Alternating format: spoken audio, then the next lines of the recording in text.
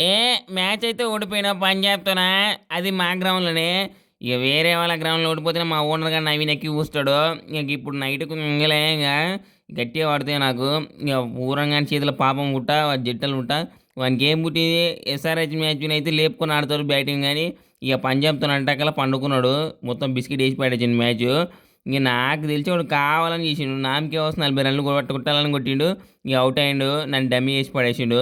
ఇంక నా కెప్టెన్‌కి ఎసరు పెట్టినోడు పక్కా. ఇక పంజాబోళ్ళు వాళ్ళ టీమ్ సల్లాగుండా ఒక్కడొక్కడు పిసుకుతున్నారు బౌలర్లందరినీ. ఇంక సిక్సులు సిఎస్ఆర్ నా కాళ్ళ ముందులే 6 నెత్తి మీదేసి 6 అడ్డం పెట్టి తపరిస్తుండ్రు. లాగుల తొందర ఇడిచి బ్యాటింగ్ ఆడిర్రు మమ్మల్ని. ఏం చేత్తాం ఇక పంజాబోళ్ళు మొత్తానికి మ్యాచ్ అయితే గెలిచిర్రు. ఇంక నెక్స్ట్ మ్యాచ్ అయితే ఒక మ్యాచ్ ఉంది ముంబైతోన.